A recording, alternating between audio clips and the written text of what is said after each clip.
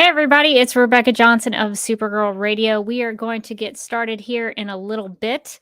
So we'll be talking about Supergirl Woman of Tomorrow number 6 for this Supergirl Radio live and wired stream.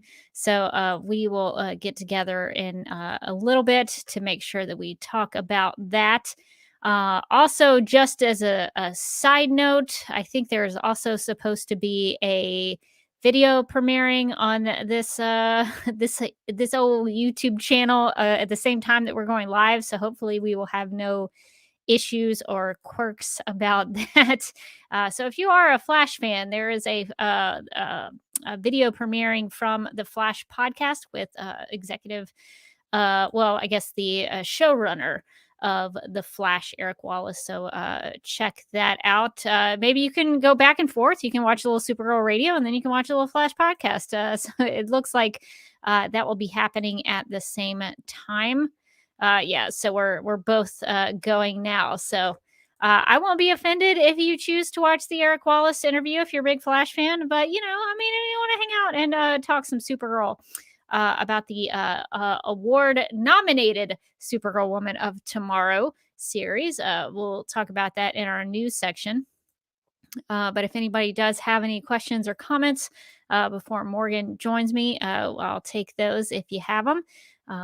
So just wanted to let everybody know that there are two things happening simultaneously on the DCTV Podcast YouTube channel, just as a sheer happenstance that we had to change our live stream for this week. Normally we're on Tuesdays. This week we had to shift it a little bit. I don't know if Morgan wants to share why that is, but that is the reason for the streaming change. So we'll be talking about Supergirl Woman of Tomorrow number 6. I think I can't remember now if we're going to go back to Supergirl Radio Rewind. Yes. So next week we'll be talking Livewire of season 1 of Supergirl season 1. And then we finish out the next 2 issues of Supergirl Woman of Tomorrow. We're just going to go ahead and finish that out because it's only an 8-issue series. So might as well just go ahead and wrap it up. So it's been a good story so far. So I enjoyed this issue. We'll have lots of horsey things to talk about in this issue as well. I think I've also got the next 2 weeks after that scheduled. So if you're a big fan of Crypto the Superdog, we'll have a lot of crypto stuff coming out pretty soon within the next month or so to tie in with the DC League of Super Pets animated film that's going to be coming out soon. Morgan and I will both be needing some time off, so expect some things even during that time.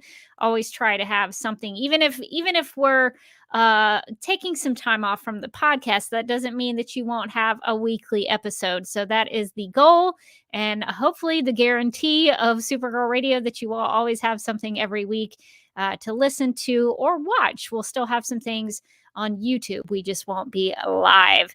So that is what's coming up. I like to put it on the YouTube channel to help me stay in track of everything. And also, if you want to see what's coming up, you can check that out. All right, looks like Morgan is there. Morgan, are you ready to go? Okay, good. I'm trying to pull up the actual comic so I have like a reference, but it's so fun now. Thanks. Yeah, I don't know why I thought just typing in Amazon would work, but you have to type it in as comiXology.com on the web browser to get that menu. So if you just go to Amazon.com, it doesn't have the same menu. So maybe there's a way to find it off the homepage, but I had to go back. I think there's supposed to be, but I think you have to like go into your Kindle books now. No, this is wrong again. Why is it so complicated? I like honestly can't put into words how bad this like UI experience is and like how mad I am about it. Like I ended up having to read this issue on my phone because I couldn't find my my tablet computer, and I was like, I can't read it on the desktop. I'm too blind for that. Yeah, it's too small. It used to be. I hate to be one of those people. Back in my day, Back the in old my day. the old comicsology would work like this, but you would be able to do the guide view to make it bigger and sort of zoom in on the web browser, and you can't do that now. You can do it on the smartphone app, but you cannot do it on the web Yeah, browser. on the web browser, if you want to do the guided view, you still can do it, but it's it's like a It doesn't panel do this much. big in the middle of a screen this big, and you're like, so it's the same size. It's just isolated. Like, I mean, somebody with great vision is like, I don't know what these blind ladies are talking about, but but for me, it's quite hard. Yeah, no, I agree. I have trouble. I have to read it on the phone. It's Terrible. impossible. Yeah, if I didn't have the tablet, I would suddenly be like phone only. I was like, is this whole thing like a long con to like make you have to start buying physical things again? Maybe. Just gonna make the experience so unpleasant that you're like, all right, I guess I'll just get the physical book. It would be easier to read that way. It would make more sense with that experience if that was the plan. Well, I guess maybe we should stop talking about our frustrations about comicsology and maybe actually start talking about the actual story. So we'll officially get started here in a little bit, and we'll get into the story for this live stream. Cool.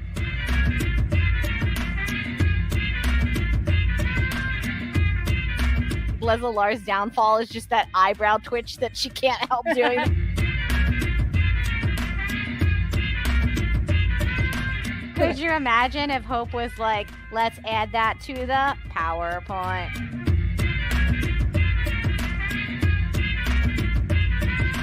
Excuse What me? year is it? How old am I?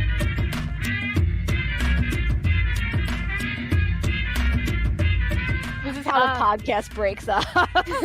This is the last episode of Supergirl Radio.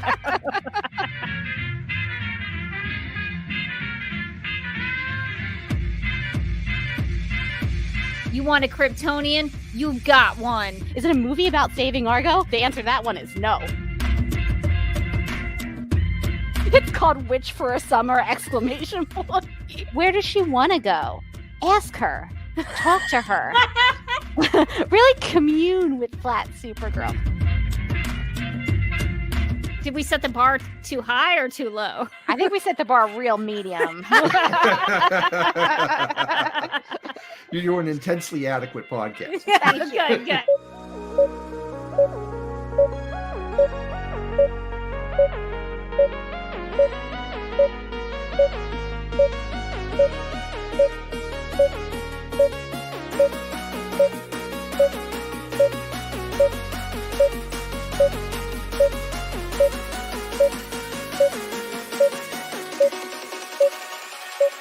Hi, I'm Elizabeth Noyce, and you're listening to Supergirl Radio.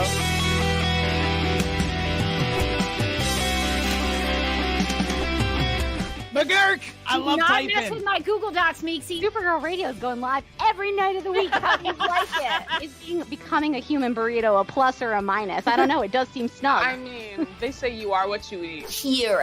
I love that. So I do a podcast called Supergirl Radio, and one of our segments is Lena Luthor, Boardroom or Ballroom, because of her outfit. She looks like a boss in this coat.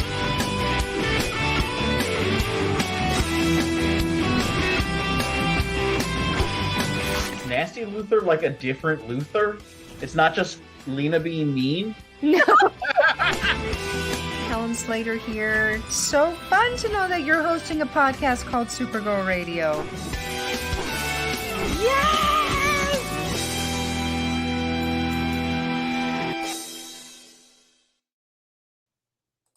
Welcome to Supergirl Radio of Tomorrow, your source for Tom King's comic run on Supergirl titled Supergirl Woman of Tomorrow. My name is Rebecca Johnson. I'm Morgan Glennon. And for this episode of the podcast, we are live and wired and ready to discuss and review Supergirl Woman of Tomorrow number 6, which was written by Tom King, penciled and inked by Bilquis Evely. Colorist was, or is, I guess we could say, is Mateus Lopes, and Clayton Cowles is the letterer. So we are very excited to talk about this issue because it does have a character in it that I think, Morgan, we both enjoy. And is making his first appearance in this series. So very excited to discuss it. The first time he said, "Hey." So we are definitely excited to talk about this one. But before we do that, we need to get to the news. So according to comiccon.org, that's actually comic-con.org. I don't want you looking for the wrong website. Supergirl Woman of Tomorrow is nominated for Best Limited Series in the 2022 Eisner Awards. So the Eisner Awards trophies will be presented in a gala award ceremony to be held during Comic-Con on the evening of July 22nd. This is very exciting. I think it's very well deserved. I know we haven't gotten to the end of the series, so maybe things will change after we get to the end. But I think this is very exciting for a Supergirl comic series because this one has been so good so far that we've gotten into. And so I'm really excited for them that they've gotten nominated for this award. I'm not familiar with the other nominees in the category, though. Neither am I. But they look interesting. I noticed that this is the only DC one too for the limited series, so that's pretty cool. Obviously, I'm really enjoying this run on the comics, so I like it from that perspective. But like from the perspective of being a Supergirl fan, I feel like the more this kind of stuff it racks up, the more it shows DC like, hey, maybe another Supergirl title. These things are getting us gold. Yeah, it gives Supergirl a little bragging rights, I guess. And put a little respect on her name. I'm hoping that maybe something like that, if it ever would have the chance to do this, but maybe influence DC to put this team back together to do another series with the character, because I think they've done such a good job. And they were actually reacting on Twitter. I saw Mateus Lopez and Bilquis Evely very excited about the award nomination. So I'm thrilled for them, for the artists and the colorists, but also for Tom King for bringing a story to the universe of the character, the mythology of the character, that I think is at least in some way accomplishing his goal. Because when we talked to him in our interview with Tom King, he talked about how one of his goals for the series was to help encourage DC to make more Supergirl comics. Mm-hmm. And so I'm hoping that the award nomination and the fact that it's been so well received, I hope that maybe that gives DC a nudge in that direction. And I think it really goes to show that like you can tell great Supergirl stories and people want to read them and people want to, give those stories awards. Like it's not like Supergirl isn't a character that has story legs on her, and I think any little bit helps, especially because it seems like poor Supergirl will get like a book and then people will be like wah wah and it gets canceled, and she doesn't always have an ongoing title like some other characters. So anytime we can get some extra juice for Supergirl, I'm always excited about it. But especially this run, like obviously we haven't finished it so far, but everything I've read so far I've really enjoyed, and just for the art alone, I think it deserves to win. Good. Yeah, same here. I think the art, Tom King's writing has been very good, and it's been somewhat emotional for me. And we'll talk about that as we go through it. But and even the way the characters talked about, I really appreciate the way that Ruthie talks about Supergirl, and the way Tom King has allowed Supergirl to be really powerful and save the day, because sometimes we're not used to that here on Supergirl Radio. So the writing has been very good, but I will say the art is the best I've ever seen it in a comic book. And that's not hyperbole. That's just the truth. There are multiple pages where I'm like, print that out. That's art for your wall. Like every issue has like a couple, like several pages where I'm like, frame it, That's it. That's art. Yeah, and they could be small panels too. It doesn't have to be the big splash pages or the 2-pagers. It can be like a small panel that's just like, oh, I wish that was big and I could hang it on my wall. I feel like there's like merchandising opportunities of like getting us wall art of the How can we get Supergirl prints? riding Comet on my wall? It feels right. It feels It right. does feel right. I wish I could give that to you for your birthday. That is what I wish I could gift to you. That seems appropriate. But yeah, so congratulations to the entire creative team of Supergirl Woman of Tomorrow. That's very exciting. And so even if it doesn't win, which it should, it's still a winner, I think, in both of our hearts. It was my favorite book on that list by far. I've read none of the other ones. But it's high praise. High praise for a great book. So, all right. So now that we've talked about the awards that it could potentially win, let's talk about Supergirl Woman of Tomorrow with issue number 6. So here is the description for Supergirl Woman of Tomorrow number 6. It reads, quote, "The traumatic secrets of Supergirl's past are revealed as our heroine races to the edge of the universe to escape Krem and his latest weapon." Is it his latest weapon or just like the weapon from last issue? I don't think it's his latest weapon, and I had a lot of questions in the last issue. And believe me, if he had a new weapon, I would have a lot more questions. I'm gonna like send Tom King like a long email and be like, this is keeping me up at night. Tell me about the more globes. Maybe we'll have to reach back out to Tom King and see if we can have like a post-mortem on Supergirl Woman of Tomorrow and ask him all of our questions. All right, so the description, we haven't gotten to the end here. So the murderer of young Ruthie's father has gotten his hands on a Mordru globe and plans to use it to make our hero disappear forever.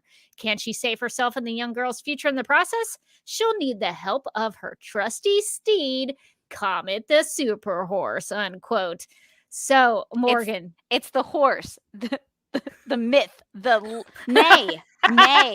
legend, Comet. So, how excited were you that Comet the Super Horse was in this issue? I was jazzed. The only way it could have been better was if, like, when he ran up, he was like, "Hey, girl." Like, I think they missed an opportunity to just have Comet be like, "Sup," as he comes by. He's just like, "Nah, not much." He's just like that cool guy that you can like never get on the phone. He's like, "Oh, I've just been like really busy." And he's got sunglasses on for some reason. I think Comet is just probably just the coolest horse around. It did seem like they had an established relationship. So maybe they have a past that we don't know about. This issue doesn't really go into it. I guess like my questions about this version of Comet, because he does come right away. Like she's like, "Oh, if only I had." Oh, there is Comet. And he's like, "Hey, girl, don't worry about it."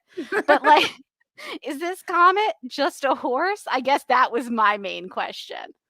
That is a good question. Or is he something more? Because So Comet's been like a horseman in the past. Mhm. Comet in Supergirl's history is very strange, and so I was wondering. I was like, is he a horse? Is he a horseman? Is we don't know yet, but I'm hoping that we'll see he's even more more Comet. different in Peter David's run. So I've heard about that run. yeah. I Sorry, cannot wait to read it. I interrupted. What were you gonna say? So yeah. I mean, I was so excited to see him. He looks gorgeous. He's been working on. Obviously, did his hair before he went out. Just such a mane. I mean, I think if you're trying to outrun a Mordu globe, how are you going to do it without Comet? I think that's the question, and the answer is you just can't. Well, Krim Krim does say that no man or woman can outrun a Mordru globe. That part reminded me of like, what is it, like that line in like Lord of the Rings where I am no man. I am no man, and he's like, I am no man or woman. I am horse. It's like be careful what you say, Krem. There's always a loophole. So one of my questions about Comet, because the whole reason that, like we just mentioned, that Comet comes in is because Krim uses a Mordru globe on Supergirl again, and she needs to outrun it, or she's going to be sucked into it and transported somewhere else. Well, Comet comes in, whisks Supergirl up, and they try to outrun the Mordru globe, and I'm not quite. I was a little confused on whether or not I suppose they were successful. By the end of it, Supergirl is able to sort of pop the Mordor globe so it disappears. And then they end up there's some beautiful pages, like the whole sequence of events where Comet is outrunning the globe is it's just gorgeous. And it ends so pretty. It ends with some like rainbow-like panels, and then it goes black and white. And Supergirl references here, talking about the black and white place. Yeah. Do you have an idea of where here is? I had no idea. So this was the part I wanted to ask you about, because I was like, okay, I'm totally on board. Comet's here. Comet to the rescue. We're racing through the galaxy. Sure. Okay. He's running on that rainbow like Rainbow Bright's horse. Totally down. Totally down. I love Rainbow Bright and Rainbow Bright. I don't remember the horse's name, but I had that horse. Oh my God. I have to be honest, like as a child, I thought like that is the pinnacle of existence, is if you had a horse that could run on a rainbow, nothing could be better. And so Supergirl in a lot of ways got to like live out my bliss in this issue. But I was like, of course, Comet can run on a rainbow. Makes perfect sense. And then suddenly Comet like breaks through some sort of dimension, it seemed like, and he's in the Aha Take On Me video, and I just had like a lot of questions. Yeah, so that's pretty much what happens. It's so funny about Rainbow Bright. I did have that horse, no joke. So the only thing I can think of, and this would be going on the list of questions to ask Tom King if we get a chance to talk to him again about this series, is my question is that black and white place the Phantom Zone? Because in the Silver Age, when they depicted the Phantom Zone, it would often be shown in black and white. That's how they would show people in the Phantom Zone. So that's the only thing I can think of, because it does sound like Supergirl identifies this black and white space as a place that they had ended up in. And so the only thing I can think of is that maybe that black and white space is the Phantom Zone. Oh, I had no idea. She does talk about it as like, here we are. And as you know, in this place, like what place? It's not identified, but that's my best guess. And since Tom King did a lot of research, it seems like, on Supergirl and is pulling from some of her source material and mythology, for example, the Super Horse inclusion here, he seems to be indulging in Supergirl's mythology and some of those Silver Age concepts. So I don't think it's impossible that it could be the Phantom Zone, but I'm also not 100% sure. Yeah, she says in what I can't tell what page or panel I'm on, if I'm being you don't have a location. Looks like she says in location 23. Okay, that is helpful. She says, magic is a tricky thing too, tricky for me sometimes, but I know this much, at least what works back there doesn't necessarily work here. And here is like bolded. And I was like, where's here? So I wonder where back there is. Is that a time differential? Would that have been the past? Would here be some? Did he like outrun the laws of like space time? Like maybe he just maybe broke they out of the end of continuum. space-time. Maybe. I mean, it's not unheard of in the Silver Age. They would often, like on a regular basis, break the time barrier. And it would just be it would be like they were running to the grocery store. They would just break the time barrier. That's amazing. Yeah, I wish I really like how kind of like things just happen in this run, and like it's not everything is over explained all the time. It's like Comet's here, and like they don't give you any background about suddenly she's just on a horse like rushing away. And it's not like, this is my horse Comet. You'll remember Comet. And then there's like an editor's note from like you'll the Comet first appeared in. Like they don't have that in this run, and I really like the economy of storytelling, but occasionally I'm just like, where's here though? Like, Yeah. where are we? It's so interesting that we're talking about the time concept. I don't know if I can bring this up. I wish I had thought about this beforehand. I would have prepared some screen caps, but I don't know what this Ah. issue is from, but it sort of gives you an idea of what I am thinking. Let's see if I can share my screen. So when Superman or Supergirl or even Comet in the Legion of Super Pets would break the time barrier, the way it was depicted had some colorful parts to it. So let's see if you can see this image. I just kind of did an internet search of DC Comics Superman time traveling Silver Age. And so this is the panel it popped up. I'll try to bring some better depictions maybe next time we talk about Supergirl Woman of Tomorrow, but you can see that like there's a rocket The time rocket traveling, is just kind of traveling through concentric rings of time. and you can see different colors with the rings of time. There's an orange, a yellow ring, a pink ring, a red one, a blue one. So that's how the Silver Age would often depict time travel, is using those colors. So maybe here in Superwoman of Tomorrow #6, the use of colors leading us into a black and white space was maybe showing us breaking the time barrier or putting us in a different uh, time of existence. I don't know. It's a deep thought, but I think It might. both theories, I think the Phantom Zone and time traveling, I think both add up for me. So I guess it's a choose your own adventure of what they what they did. But yeah, so I think it's a really interesting thing they did, and artistically, it's just really beautiful and really well done. Yeah, I really loved the way that they represent it visually.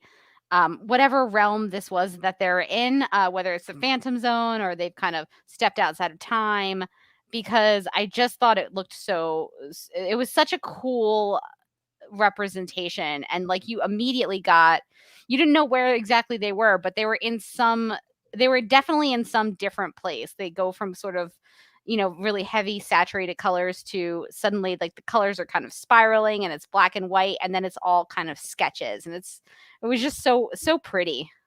Yeah, and one of the things that I thought was a great choice writing wise and metaphorically, and I'll be curious about your thoughts on this, Morgan, but it seemed to me as I was reading it that Supergirl was there were two instances of Supergirl trying to outrun something in this issue. There's the obvious one with the Mordru globe and using Comet the Superhorse to help her do that. But then there's a series of interconnected flashbacks that are going on simultaneously with the I guess the present day. I don't know if we're talking about time travel here, but I'm going to say present day is Comet and Supergirl, and the flashbacks or in the past are the depictions of Krypton's explosion and then the narrative of Argo City and its ultimate demise. So I thought it was a really cool writing choice from Tom King to have two instances in the same story of Supergirl trying to outrun something. She's trying to outrun the Mordru globe, but she's also trying to outrun the inevitable failure of the Argo City situation and the lead protection and the meteor shower that happens, the asteroids that come and just lead to the destruction of Argo City and her having to come to Earth. So I liked the idea that it was showing that she was having to outrun something in the past and also outrunning something in the present. Yeah, I really like that. And I like that the way that sort of the art and the story really work together so well on this book. And I think and they've done a couple of times where they kind of shift perspectives from like the past to the present, and I thought that it really worked super well in this one, because the story that they're telling in the present is really simple. It's just she's running away from a Mordu globe, and that's basically the whole story. Like she pops it, and then she comes back, and she's like, "What now?" And also Comet is there, but the story that they're and he is fabulous. But the story that they're telling in the past is like so crushingly sad. Yeah. It is pretty devastating. There's one panel, and I was going to talk about it in our art section, but there's a panel of Supergirl holding her dying mother's hand and saying something to the effect of "I need you," and it's heartbreaking. It really is. But I think that's why I think Tom King really understands the character of Supergirl. And I'm sure there are Supergirl fans who are probably hearing this or watching this and yelling at me in disagreement. But I think he understands the differences with Supergirl if you compared her to Superman, and why those characters are so distinct, and why Supergirl's backstory is so important and informs so much about her character and why she's so hopeful. And so I really like that. And I really like the care that was taken in the flashbacks, and even showing that Supergirl was trying to be the solution to the problem. She wasn't just shown as a character who sat back and let her dad do everything. Maybe Zor-El could have taken care of it himself. Maybe he could have done all the work, but she wasn't satisfied with just sitting back and letting other people help or resolve issues. She was taking care of the sick. She was pounding the ground to nail in that lead protection from the radiation. She was active in doing things that were trying to help the situation. So I liked seeing that she was a hero even before she put the cape on. Yeah, I agree. I think the way that they told that story about, I mean, it's really a story about hope. And it's a story about hope. Like we usually get for Supergirl, a lot of stories about, she's hopeful and she's giving those hope speeches to the camera. And this is sort of a story about hope when like things just keep going wrong, and like hope even though there's maybe no reason to hope. And I think we really see that, after her mother dies and her world is dying and Krypton already exploded, but they're in this like sort of bubble city that's not doing so well, and is, there's radiation, and she's just going out there and she's just pounding those lead panels down. And I think it was just so heartbreaking at the moment when they have that meteor shower, because they can't control where the bubble's going. Yeah. And all those meteors come and break up all the lead panels, where I think they said that when Krypton was destroyed, like, I think it was like 18,000 people made it. And then from the poisoning. Yeah, 13,000 of the 18,000 Kryptonians were left in Argo City, and they died from kryptonite poisoning. Yeah, so there was just so few people left anyway, and then they made it out of like 5 different disasters, and then to have just sort of a twist of fate bring these meteors in and destroy the panels, and now everybody else is going to die, and being able to keep hopeful in the face of that, I think was what really struck out to me. It's like there's a difference between making the hope speeches on the TV all the time, and then like really, never giving up hope even when things like really turn against you. And I think that was one of the things that her father kind of embodied. He was like, even though not all of us are going to make it, I can send you away. Yeah, Kara asks him, is there hope? And he says, there is always hope for you. And then he also says, we will die, you will live. So I thought those were great lines. And this is actually you'd mentioned all the other bad things that had happened to her during the time that Zor-El built the rocket. Supergirl talks about how this is the 3rd time that she watched, quote, the light of life fade around her, unquote. And I'm assuming that's number 1, Krypton's destruction, number 2, her mother dying, and number 3, the asteroid storm that comes. So that is devastating to know that she had to go through all of those tough things. One thing that's interesting to note here, if you read Action Comics number 252, which is the debut of Supergirl in comic book mythology, you would see a similar story happening here, depicted in the flashbacks of Supergirl Woman of Tomorrow number 6.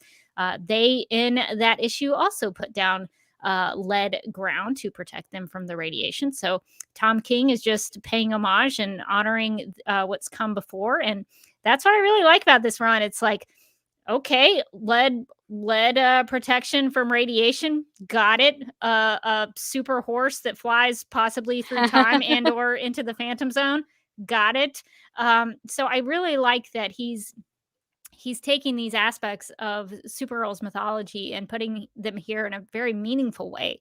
So I enjoyed that. So if you haven't already, go check out Action Comics number 252, and you'll see a vastly different The kind of the beats are the same. But the way that Supergirl says goodbye to her family is very different. There's, at that time, they did not lean into the tragedy of it. They sort of kind of skirted past it very quickly. So this issue actually leaned very heavily into what that meant for her to leave. Yeah, that's a good point. I really like the way that the story seems to be informed by other things that have happened in Supergirl comics and Supergirl stories, but it doesn't seem like Tom King's definitely taking his own spin on it. It feels very, very much like the story we're reading, which is kind of a gritty Western in some ways. And Supergirl feels a lot different than she feels in other books. She's a little bit, has a little bit of a harder edge, and I think, she curses more, but it does really throw back to some of her earlier stories and just kind of puts a new spin on it. I really like that from Supergirl stories, because I feel like sometimes people take the Supergirl and they're like, oh, Supergirl's just kind of like Superman, right? So Yeah. we're just gonna do her like that. And it's like, I don't know. She's a little different. She's got her own history too. You could draw a nope, just want to get some Superman villains. That's cool. That's cool. So I think I always appreciate it when like Tom King is doing this, or Sterling Gates, and kind of gives her own mythology back. I think that's powerful. And I think, usually we get the oh, Supergirl followed Superman and kind of story. And this really focuses in on like the tragedy of what she had to deal with, which is way worse than Superman had to deal with, because she was a teenager when this is all happening. And I think the issue said she was 14. She was 14, yeah, which I think, and I like that how he left that until almost the end of the story, because it just really drives home like how young she was to see all of this tragedy, and just the tragedy over and over and over again, like Krypton exploding, and then Argo City, and then her mother dying, and then the panels not working, and then having to go to a new planet and know that she's the only one who's going to survive, and that survivor's guilt. I think that I like that the way that they really played that up, and how that would kind of wear on you, and how that's, being hopeful in spite of that is its own kind of hope as well. Yeah, and the art even depicts that in some places. Let's see if I can find it in my notes. Where you're talking about the sort of the isolation of her being the only one who is going to survive this. I think it's on location 20. There's a series of panels that's just Kara all alone by herself looking up at the asteroid storm. And that, for me, it really puts me in her shoes and helps me understand the necessity for her to leave, and even to the fact that it's almost miraculous that Zor-El even had the ability to create a rocket for her, because the issue mentions that, oh, he just happened to have Jor-El's rocket plans so that she could leave as well. So I like that those sets of panels to show that she really is going to be the only one who makes it out of these series of terrible things that are happening, and just puts her kind of all alone. And what that would mean for a 14-year-old girl in that time is quite something. Yeah, and I think she's alone a lot in this issue. Yeah. You see on location location 16, when they're putting down the lead panels, it starts out with a lot of people around her, and by the end it's just her, really. Like, she's the only one who wouldn't refuse to give up on putting those lead panels down. And you even see it when the asteroids start coming down. I think that might have been the same. Location 20 is like the same one that you're talking about, where you can kind of see when she realizes she's going to be like the only one who makes it. But even the most of the issue is just her on Comet, like, running away. Yeah. So she's very alone. She's very isolated in this issue. And I think it really does give you an idea of like the depths of like what she's been through, and also her loneliness, really. Yeah, and I think this might sort of I don't know if this is a good segue into this next question I had for you, because there's some repeated phrases that I wanted to ask you about Ooh. within this series. Because I think in this issue, one of them is she kept walking. And that was sort of, to me at least, in my interpretation, my reading of it is that um, bad thing after bad thing after bad thing is happening to Supergirl, but she kept walking, but she kept moving. She didn't let that stop her from helping other people or picking herself back up, even emotionally or physically, whatever it was, but she kept walking. And that's a repeated phrase throughout the issue. And there's also another one that talks about Supergirl. Well, I guess it's through Ruthie's perspective and narration, where she's telling the story of Supergirl telling the story, I guess. And there's a reference to the red and blue leaves that Kara would see on Krypton, and that was a thing that she kept thinking about as something, I guess, that was peaceful or familiar or comforting to her, and that gets repeated throughout the issue. And then in the previous issue, when Supergirl is on the torture planet with the dinosaur monsters, and that whole thing, Ruthie keeps repeating the phrase "Let the sun set, let the sun set." And so I think even they may have repeated "Be good." I don't know if that one was repeated or not, but there are several repeated phrases. I think "be good" is repeated because that's what her mother says to her when she's dying, and then at the end when her father is like putting her in I don't want to say a pod, but let's be honest, this is a pod, and I think he says that to her as well. I'm trying to find evidence of that, but he does. Yeah, he says, "Remember what your mother said, be good." As he puts her into the pod, which like that really got me. I was like, "Oh God, the emotions." Yeah, that's hard for me to read because that was actually when my grandmother died. I did not get a chance to be in the room with her, but I talked to her over the phone, and it was hard for me to hear. Like, we knew this was probably it, and we were in different states, and there was a man who was kind of helping translate what she was saying because it was just so hard to understand her. And the last thing my grandmother said to me was, "Be good." And so to read that in this issue was like, whoa. So I was just curious about, Morgan, what you thought about the writing device of repeating these phrases. What do you take from that? What do you think it's trying to move towards in the story? Why do you think Tom King keeps doing that? Yeah, I think it's really interesting how like what he chooses to have them repeat. And I think he does it really to add emphasis and to in some cases in like the stories to kind of bring it into like a more of a circle, like a full circle. So in this issue, definitely like having her mother say it and then having her father say it at the end is kind of like those are kind of the last things that both of her parents told to her. And I think the idea the repetition of her like continuing to walk on is a really big thing about her characters. Like she gets knocked down, but as Chumbawamba once said, she gets back up again. The immortal words of Chumbawamba. As the philosopher Chumbawamba once said. No one is ever going to hold her down. But I think that is such a big part of her character is like so many bad things have happened to her. And I think we really get that in this issue.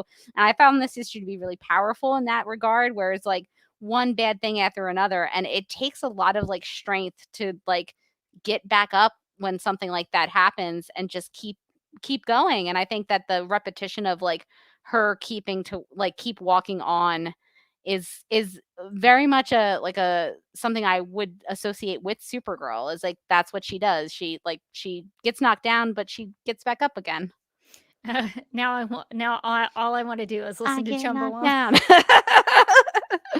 But that's very true, and I think and I don't want this to come across as me saying that Superman is not an emotionally strong character, but I think this is one of the things that I would say Supergirl differs from him a little bit. There's a lot of stories where Supergirl is physically stronger than him, or actually faster than him, but here I think this is showing that she may be well, in the last issue too, at number 5, it basically insinuated that Supergirl was able to endure pain a little longer than Superman as well. That's So, true. She was like, in your face, Superman. so I selfishly, as a Supergirl fan, I'm loving this series because it's reinforcing all the ways that Supergirl is superior to Superman. But I say that mostly in jest, although part of me is very well, I shouldn't say part of me, but there is an element to my argument that is very serious. But so I like that about this issue, that Supergirl is shown as a very emotionally strong character who can continue on when she needs to. Well, Morgan, are there any other thoughts you want to have about, or you want to share about the story? I really enjoyed this one. It hit me in the feelings. I thought this was kind of a beautiful story that they told about her backstory, and really lets you into the character. And I think it's really a testament to how affecting I found it, considering that, I mean, we've all heard the Supergirl backstory 100 times, especially since it was in the opening of like every episode of Supergirl. Yes. And it still managed to hit me in this one. You know, I feel like Tom King still found, while you know, pulling from the source material, he still managed to find kind of a different take on the real tragedy of her backstory, and still made it really emotional, even though we all know, if you're a Supergirl fan, if you're picking up this book, you probably know, you know, a lot about her backstory. And it's still parts of that issue really got me. And I was like, wow, that's really great storytelling when you can take something familiar and still make us care. Yeah, and he did it with I don't know, ease. I don't know. It felt like it was just so easy the way he told it, and it was easy to read and follow through. Maybe the time barrier stuff was a little confusing. I have a lot of questions on that. Me But the actual flashbacks of it were very human in a way, you know, grieving over the death of a loved one, having to survive something. Some of those things are very human in nature. I don't know if aliens would feel that too, Kryptonian aliens, but that just shows how much of a human heart that she had even before she came to Earth. So I think the leaning into and focusing on the emotional aspects of it, I think really carried a lot of this issue. It was like, yay, come with the super horse, but also, wow, this is a very emotional story retelling of Supergirl's backstory that I really enjoyed. And this may be my favorite depiction of it now, just because I think Tom King really did a great job in one issue to really go through a lot of time in a very short amount of time and be able to tell it with a lot of meaning. I've been thinking a lot because, you know, I've been asking the question, Morgan, what is art? What I'm is still art? I still the only answer I know is paintings of horses, of course. I mean, so in a lot of ways, this one does. It checks off all the boxes. Is it emotional? It made me feel something. Does it have a horse in it? check. Supergirl Woman of Tomorrow number 6 is actual art. It is the definition of art. It is paintings of horses. But on a serious note, I've been learning about what people think about art and how to look at it in terms of analysis. And one of the things that I've learned from C.S. Lewis, who I've been reading a lot about what he said about art and art criticism, highly recommend his, I think his book is titled An Experiment in Criticism, I think is what it's called. And there are a lot of things that C.S. Lewis talks about in terms of loving a story and wanting to reread it. One of the reasons that you do that, or this is his theory, is one of the reasons that somebody might reread something or rewatch a movie or rewatch a TV episode is because you find meaning in it. There's something in it that you find meaningful. Like, it doesn't just tell a good story. Like, you take something as a reader or a viewer, you take something with it. And I think this issue, for me, it did a lot of that. It hit on all the fun parts of it, and it hit on all the art, but it also made me reflect on, my last conversation with my grandma Pearl, and how, I try to do that. I try to honor my grandma Pearl's advice to be good. So hopefully I'm trying to do that as much as I can. But like, I had a personal connection to Supergirl in this issue, and so for me, I found that meaningful. So I really liked this issue and the story that it was telling. Yeah, I think this was. I mean, I've honestly been enjoying every issue of this run, but I think this one was my favorite. Honestly, this one was definitely the one I went, oh, like this one's making me feel a lot of things, and I think it was just really well done. And the story, in some ways, is so simple. She's being chased by a globe. We don't know how it works quite yet. Well, we do know that it required a lot of dead bodies, so Krim It must did. have racked up another count. Crema.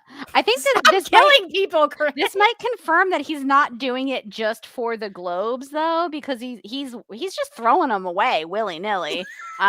He doesn't seem to be like he's not collecting them. Don't worry, I got another one. I was like, what? Dude, come on, Stop. He needs to stop impulse buying these globes. But I mean, at the end of the day, like, the story is like her running, like being chased by something and running away, and then the backstory. But it was just such a beautiful. I think that the way that it was told was just so beautiful, and by taking the story in the present day and making it a lot simpler, it really allowed it to delve into that backstory without being like an entire issue of like, this is the Supergirl backstory. And I think it could have gone another way where it was kind of like, oh, yawn, we know this. And instead it turned around and became like really emotionally affecting. And I think he really hit what is truly tragic about her story, and all the loss that she's encountered, and how strong she is to still persevere in face of that. And I was so surprised about how much I loved this issue. Also, Comet. Also, and Comet was there. So obviously I was going to like it anyway. Yeah, I know there are some Supergirl fans who don't like the gritty, like, more serious take on Supergirl, where it focuses in on her tragic backstory, but I love it. I think it's a great way to distinguish her from Superman, and it also gives her a lot of character depth. So I like this much more than kind of the I don't know, the plain Jane version of Supergirl, where she never has any problems and everything is fine. To be honest, I find that version of Supergirl pretty boring. So I really like the tragic backstory Supergirl. So this is kind of right up my alley, for sure. Before we get out of here, since we've talked about how beautiful this issue is, Morgan, do you have any favorite panels or pages? I know there's so many to choose from. Can I just be like, the whole issue, put it all on my wall? No, I'm trying to find it. So I think a couple stood out to me. One is location 10, where Supergirl jumps on Comet, and there's a couple of different views of Comet, like jumping in the air and flying in the air and going this way and going that way. And obviously, the sky is beautiful and the colors are beautiful. The colorist, I think it was Mateus Lopez, the work that he's doing on this book is just kind of insane, honestly. Like, the colors in all of the issues are always so beautiful, but that panel, I think, in particular, or that whole page in particular, is so pretty. And it Um, shows how fast and powerful Comet is. He is trying to dodge that Morshroom globe. Yeah, he is like zigging and serpentine goes Comet. He understands. You ain't catching Comet. And I also love location 12 where he's like running right up into the air and the globe is following him and everything is like very blue. I think you have that as the background of the Yes. live stream, but that I thought was such a beautiful panel. And I'm just gonna keep saying Comet ones because my God, we don't have a lot of opportunities. what for a this. majestic horse, right? that is a good horse right there. So location 14 where he's running across the sun, like that. Now that's a cool panel Yes. right there. And I think it's also above that part of the panel is her saying goodbye to her mother. So it's like very emotional, and then you just have a horse like running across the sun, which is just fun. So it takes you back a little bit. You're like, oh man, this is so tragic. Oh, look at Comet though, he's doing a great job. Yeah, the highs and lows in that page. I really liked the use of Comet in this one. And I like that panel that you mentioned of Supergirl and Comet flying up into the blue sky or space, because I like the use of motion there. I can definitely tell they are super speeding. You can see the cape sort of dragging as it gets longer. So there's speed that's happening there, and they're in an upward motion. So they're really, I can sense that there is a real struggle to get away from this globe. So I really like the use of motion there, even in addition to the color. I guess the thing that I haven't mentioned yet is location 15. And this is a very superficial thing that I want to point out. So on location 15, well, I guess all of this sequence in the flashbacks, Supergirl is wearing this costume. Or it's not really costume, it's just her Argo City clothes. But I like that it foreshadows her Supergirl identity. She's wearing a long red jacket and what looks like maybe blue pants, and she also has boots on. And so she's sort of evoking Supergirl with not meaning to, and I just really like that. And I know it would be a very obscure thing to cosplay, but man, would that be a cool cosplay. That really would though. I think that would actually also make just a good Supergirl costume if they wanted to go in that direction too. So I really just on a superficial level really liked that look for Supergirl. So I thought that was really cool. And also she's like using a hammer and swinging a hammer and really helping the citizens out in Argo and putting in the effort. So I don't know. I really like that out of Supergirl. So in addition to all the other things that we talked about, that was one of my favorite panels in the issue.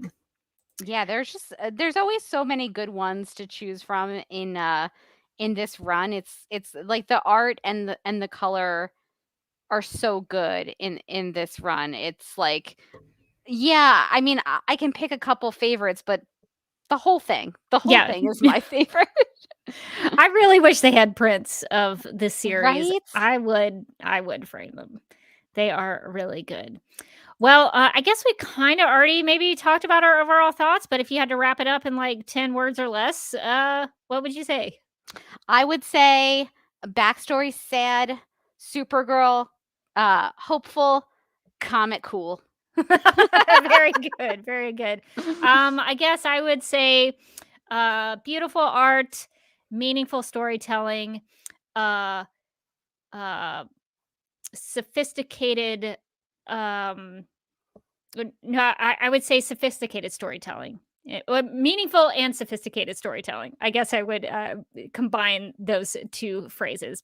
So that's what I don't know how many words that was, but I think you're good. I feel like we got it there. All right. Well, I think that's going to do it for our thoughts on Supergirl Woman of Tomorrow number 6. If you haven't bought it yet, you might want to get it at your local comic book shop because it's very difficult to read it digitally. Support your local comic book shops. Your eyes will thank you. We continually complain about the new Comixology because why is it so bad? But if you want to buy it digitally and you want to take that chance and your eyes are better than ours, Supergirl Woman of Tomorrow number 6 is available in addition to your local comic book store at Amazon, Kindle, Apple, iBooks, Barnes & Noble, Nook, Comixology, which I guess is now part of Amazon. I maybe should revise this section of our Google Doc, but also on Google Books and Read DC. So that is going to do it for our discussion of Supergirl Woman of Tomorrow number 6. So I think we need to get to some Supergirl Radio and some DC TV plugs. If you would like to contact Supergirl Radio, you can post a comment on our website at supergirlradio.com. You can email us at supergirlradio@gmail.com. If you'd like to leave us a voicemail, you can call us at 678-718-7252. You can like us on Facebook and follow us on Twitter and Instagram, all at Supergirl Radio. You can listen to us on Apple Podcasts, Stitcher, iHeartRadio, Google Podcasts, Radio Public, Podchaser, and Spotify, where we also have a Spotify playlist that includes music featured on and inspired by the CW's Supergirl TV series. We are listed on DC's fan page, which you can find at dccomics.com/DC-fans. If you like what we do, we encourage you to give us a rating and write us a review on Apple Podcasts. If you enjoy our Supergirl Radio live streams, make sure to subscribe to the DC TV Podcast YouTube channel and hit that notification bell to get notified when we go live and wired. DC TV Podcast also has a TeePublic store, so if you're in need of new DC TV related t-shirts, tank tops, sweatshirts, onesies, mugs, notebooks, pillows, or stickers, go to supergirlradio.com and click on the TeePublic store link at the top of the page. Supergirl Radio, Superman and Lois Radio, The Flash Podcast, and Legends of Tomorrow Podcast, Black Lightning Podcast, Batwoman Podcast 2, and Titans and Doom Patrol Podcast just for you. Justice League Dark Podcast, Green Lantern Podcast, Stargirl Podcast, Strange Adventures Podcast, and finally my favorite of the bunch, DC TV After Dark, where you're allowed to say fuck.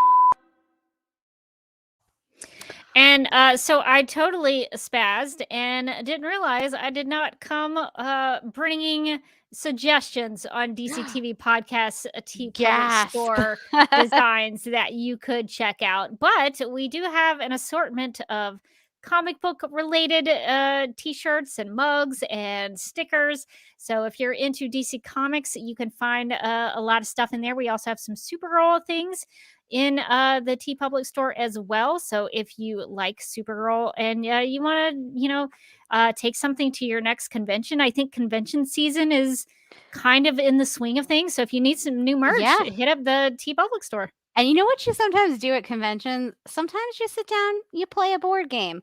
Do you want people to know that it's game night? Is that what you want? Because guess what? We have a game night t-shirt. And I know this personally because Kat and I won. Not bragging or anything, but anyway, Rebecca so very kindly sent Team Mermaid Supergirl Radio game night t-shirts, and I cannot wait to wear it for our next game night so I can reprise my victory. Oh, Team Werewolf really needs to pull the next one off. We just recorded with the hosts of the Naomi podcast for DC After Dark. Spoiler alert to the plugs in the future, but there's another member of Team Werewolf, but Team Mermaid did go up by one. We're still lagging behind by most, but coming back around. Team Mermaid is really good at game night, so we're gonna Team Werewolf is gonna have to up our game on that. But yeah, you can check out the Supergirl Radio game night collection. We have a series of designs there that you can pick and choose from. So I'll be wearing mine to the next Supergirl Radio game night, which we'll maybe have in the future. Don't have a date set yet, but have a concept ready. It's kind of hard to play games over the interwebs, so we have to find ways to do that. So, but I think I have an idea for the next one that we do. So definitely check out the Supergirl Radio game night collection in the DC TV Podcast TeePublic store. And we would also like to take this moment to thank our legion of super sponsors for supporting the Supergirl Radio Patreon. These people are Michael, Sam, Anne Marie, Yvonne, Quinn, Nicola, Leslie, Abby, Ermgard, Miriam, Nicole, Lizette, Faith, Brian, and Ethan. If you'd like to become a legion of super sponsor, you can visit patreon.com/Supergirl Radio. We have 4 tiers of monthly membership, and we appreciate you helping to support the podcast. Lately, Morgan and I have been talking about one of our favorite shared interests, cults. So I don't know if Morgan wants to catch up, but I did watch Wild Wild Country. Oh, and I watched The Way Down. Don't you worry. I think you can tell like the friendship that's developed over this podcast by the fact that we swap cult documentaries. like you go somewhere and everybody brings like a potluck, but we just bring cult documentaries to watch. I also started rewatching The Vow because I just got in a cult mood. Nice. I never finished that one, so I feel like I got to dive back in. You never finished The Vow? I got to the end of The Way Down, and it sounds terrible, but I was like, man, I wish there was another good cult thing. I'm like super into cults right now. So I think I just got to dive back in and finish. Pick it back up. I think The Vow could maybe have a season 2. I think it's I feel like they were opened itself up. angling for a season 2. I hope there is one. Lots more story to tell. Also, just FYI in the chat, Michael says Team Werewolf. So I just wanted to put that up there. I'm betrayed in my own home. I wish I had the sound effect. I don't know that I have. Do I have Team Werewolf in here? No, I don't. I should always just keep that on the ready. The sound effects were one of my favorite parts about the bracket. I should put that back in here just in case we ever have to bring out the howling. We'll have to do that in the future. So we occasionally will talk about cults on the Patreon. So if you're into that, please support us at patreon.com/Supergirl Radio. If you also want to keep up with me personally, you can check me out on several places. I'm on the social media platform Vero at Derby Kid. Recently, I've been trying to listen to some songs from the Muscle Shoals area of Alabama, recorded at the Fame Studios recording studios, because I recently, this spring, took a trip over there to tour the Fame Studios there, and I've been in a real Muscle Shoals mood, and I gotta tell you, I'm digging the music. Etta James, so good. I really had not taken the time to listen to a lot of Etta James, other than the occasional At Last that would pop up on a wedding reception. Of course. But Etta James, my new favorite artist. But you would know that I've been listening to those kinds of things if you had followed me on Vero at Derby Kid. I'm also on Instagram at The Derby Kid, where I will take pictures when I travel and do things. And you'll see that I recently went to Monroeville, Alabama. My family and I are trying to go to all the Alabamian places we've never been to, all the really famous places maybe we should have been to and we never have. So Monroeville, Alabama is famous for being the hometown of Harper Lee, who wrote To Kill a Mockingbird. Oh. And they actually do stage performances of To Kill a Mockingbird, and they will do it in the actual old Monroe County Courthouse. So it's really cool the way they do it. So we finally got down there and saw the play and experienced Monroeville. So that was really fun. So you'll see some pictures of that from my Instagram account. Also, I'm on YouTube. You can see my personal YouTube content there at youtube.com/duckmilkpride. I've been taking a couple weeks off from my Batman v Superman critical reception analyses live streams, just because I've been out of town doing some things. So my apologies for the delay, but I'm going to try to kick that back up next week because I'll be out of town again. So I'm really busy this time of year. So hopefully I'll get back to that because I still have quite the long time to go before I finish that project. So the more I get back to it, the quicker I will finish it. But yeah, those are the places that you can find me on the internet. Nice. You can find me on Twitter and Instagram. I'm at Mojotastic. You can also find me as a co-host on the Legends of Tomorrow podcast. We're still still working through the stages of grief, I think. It takes some time. We had our live call-in show, which thank you for showing up. First off, if you want a Supergirl Radio crossover, if you will, Rebecca showed up to our live call-in show, and then just kind of build us up, made us feel a little bit better. We were a little down in the dumps, and she was like, "Look at what you guys have done," and we were like, "Yeah, look at what I've done." Well, thank you for letting me take a few minutes of your time, even though I've never actually watched the show. I felt like I was intruding on someone else's time, but it sounds like it seems like y'all had a lot of people show up.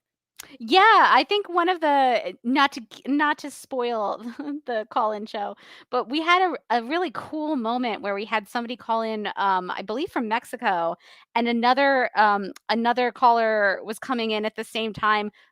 And we were struggling because we don't speak Spanish. It's been since high school since I've taken it. So unless we're going to the library, I'm no help at all. And the other listener actually spoke Spanish and then translated what the legends meant to our Spanish speaking listener. Oh, that's so cool. And it was just such a cool moment. We also had one of our great listeners call us in from like Scotland, and it was like 2 a.m. there. Respect, Fiona. So we just had a great time, and we've got some fun stuff planned for the summertime. I was going to say hiatus, but it's now. I used to joke about the forever hiatus, but in fact, it is now. No, gosh. But we've got some more fun stuff in the works. So definitely keep listening. Stay legendary, please. And then for DC TV After Dark, I so rarely have updates on this one, but it's exciting because we actually recorded this week. So we're going to have Nate and Brittany on, or I guess we did, from the Naomi podcast, which, again, another sad one, was recently canceled, I think like a day or two before they showed up on the podcast. So we were like, oh, I guess we're going to have to change what we talk about. It's going to be a different kind of conversation now. But they were great, and we had a lot of fun. We did all of our, inside the actors studio questions and stuff. It was a fun time because this is the first time we've had more than one person on at once. So that's so we're trying to stick to our, every other month schedule. And I know this is only number 2, but so far so good. And I'm proud of us. Knocking it out of the park. I am proud of us. We're doing it.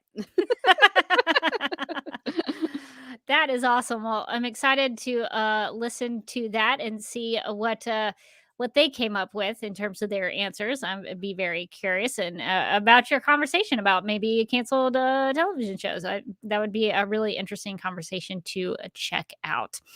All right. Well, I think that is going to do it for Supergirl Radio here, and we'll have to call it the end on this one.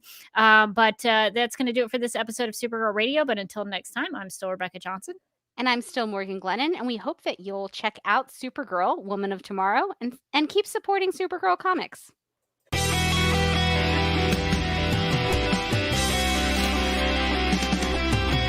McGurk! I love typing. Not mess with my Google Docs, Meeksy. Supergirl Radio is going live every night of the week. How do you like it? Is becoming a human burrito a plus or a minus? I don't know. It does seem snug. I mean, they say you are what you eat. Kira.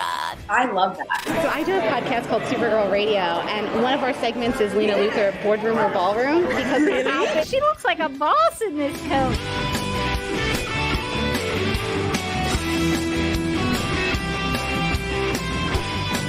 Nasty Luthor like a different Luthor?